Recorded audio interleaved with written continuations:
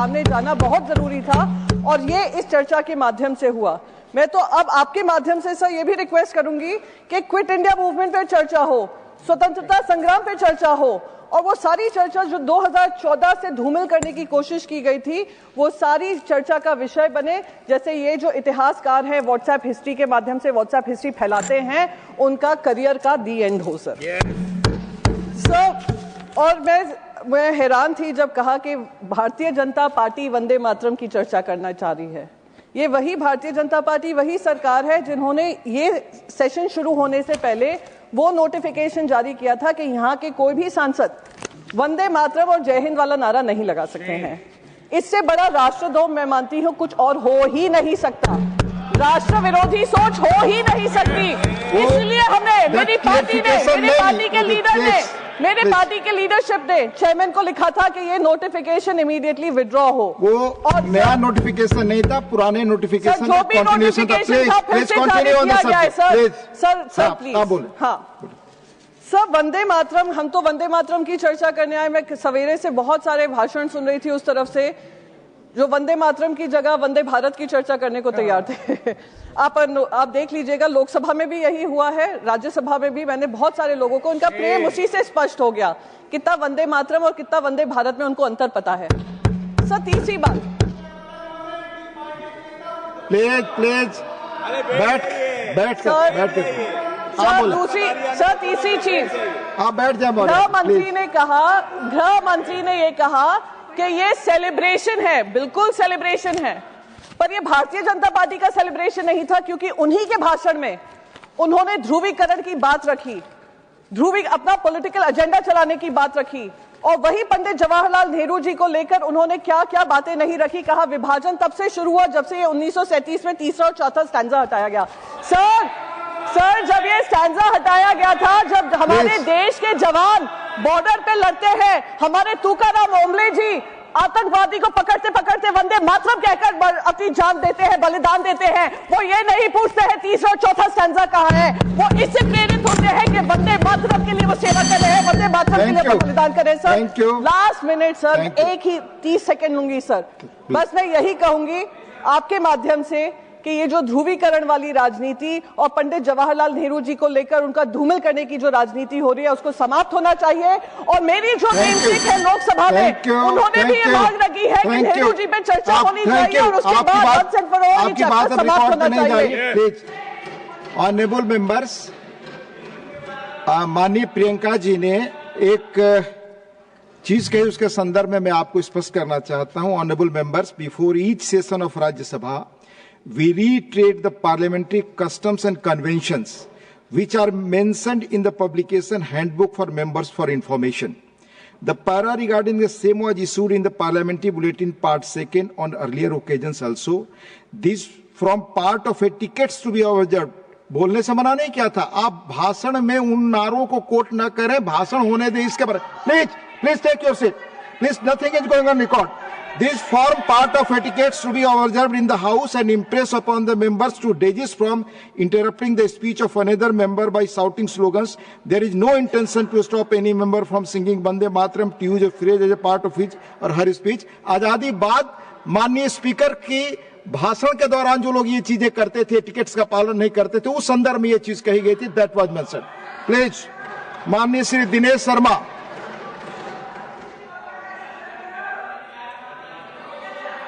महोदय प्लीज आप बैठकर कमेंट ना करें। आपका आभार कि आपने मुझे अवसर क्लियर कर दिया हमने, प्लीज। और एक आभार, आपने बहुत बड़े गैर तथ्यात्मक विषय को आपने स्पष्ट किया कि जो आदेश है वो पिछला कांग्रेस के समय से चला आ रही परिपाटी है।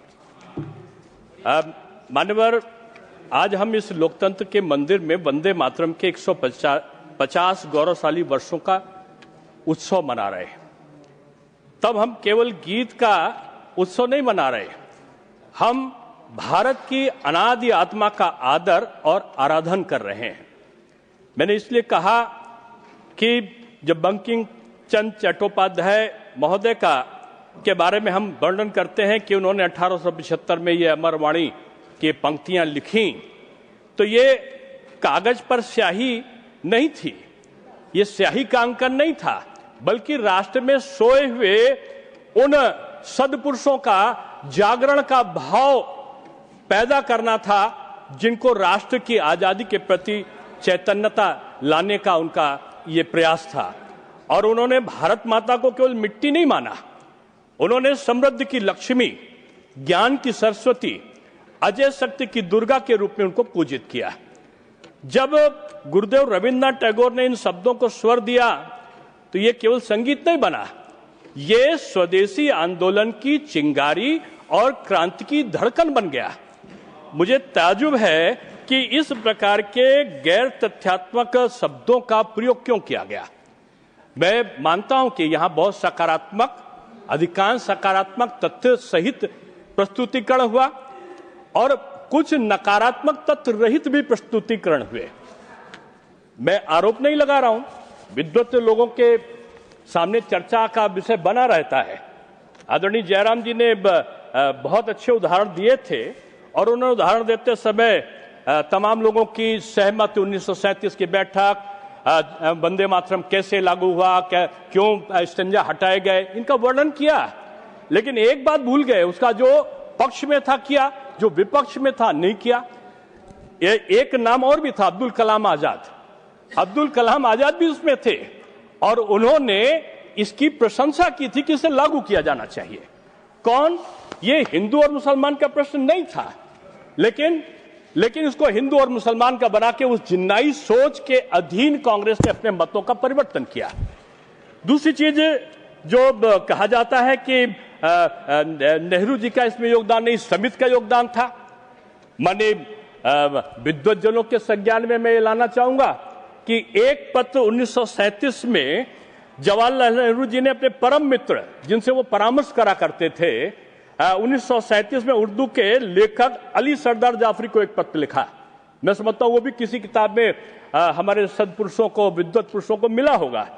और उस अली सरदार जाफरी को लिखे पत्र में उन्होंने इसे देवी, यानी नेहरू जी ने देवी मां के प्रति श्रद्धांजलि के रूप में विख्यापित किया और उन्होंने इसे बेतुका बताया। और साथ में उन्होंने इस गीत की भाषा की आलोचना करते हुए कहा कि बहुत सारे कठिन शब्द हैं जिन्हें लोग समझ नहीं पाते, और तर्क दिया कि इसके विचार राष्ट्रवाद और प्रगति की आधुनिक अवधारणा के अनुरूप नहीं है, और सरल भाषा में अधिक उपयुक्त राष्ट्र गीतों की उन्होंने वकालत करी। गीत की सांस्कृतिक आध्यात्मिक गहराई को इस शुरुआती दौर में कम करके आंकने से नेहरू जी का असली झुकाव उजागर हुआ। आप कहते हो कि उन्होंने, अरे जो हेड होगा किसी चीज का, अध्यक्ष होगा, जो नेता होगा, उसके जो मत पहले से जान लेंगे तो समिति के लोगों का मत का परिवर्तन होने में देर नहीं लगता। इसलिए मैं कहना चाहूंगा कि समिति की बैठक के पहले उनका मन था कि वो जिन्ना के दबाव में, जिन्नाई सोच के अनुपालन में उन्होंने अपने मतों को पत्र के माध्यम से लिखा।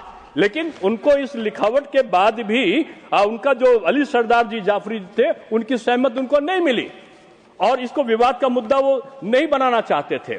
मैं कहना चाहता हूं कि मान्यवर, यहां पर तो जनगण मन अधिनायक और जो हमारा ये वंदे मातरम है, उसके बीच में भी भेद पैदा कर दिया गया।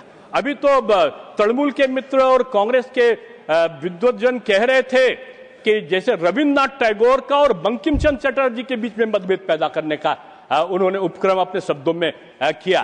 क्यों? क्योंकि ये जो विभाजन है ना, ये अंग्रेजों की संपत्ति थी। लेकिन ये जो कांग्रेस है, मैं समझता हूं कि मान्यवर, ये गंभीर विश्वासघात का साक्षी है। और मैं ऐसे नहीं कह रहा हूं। 1937 में कांग्रेस कार्य समिति ने इस पवित्र गीत के 4 अंतरे को जानबूझकर हटा दिया, और जो अंतरे जो भारत मां को देवी स्वरूप में वंदन करते थे, केवल राजनीतिक तुष्टीकरण के लिए या आधुनिक भारत में वोट बैंक की पहली सबसे बड़ी राजनीति थी, और ये सांस्कृतिक सत्य को राजनीतिक फायदे के आगे उन्होंने गिरवी रखा और तथ्य दिया कि समिति ने किया है। ये सुधार नहीं, ये समर्पण था। और ये समर्पण यह उस क्षण का संकेत करता है कि जहां हमारी जड़ें भी राजनीतिक सौदाबाजी का विषय बन गई। और सबसे बड़ी विडंबना यह है कि आत्मसमर्पण ने, जो कांग्रेस का आत्मसमर्पण था जिन्नाई सोच के आगे, उसने विभाजनकारी सोच को पोषित किया सबसे पहले। और जो उसका पोषण था उसने अंततोगत्वा इस देश को विभाजन कर दिया। विभाजन पहले उन्होंने वंदे मातरम का नहीं किया, बल्कि विभाजन की नींव डाली और वही नींव 1947 में हमारे देश के विभाजन का कारण बनी। और मैं ये कहना चाहता हूं कि आज जो वंदे मातरम को बांटना ही विभाजन की नींव था, बीज बोना था, माननीय प्रधानमंत्री जी ने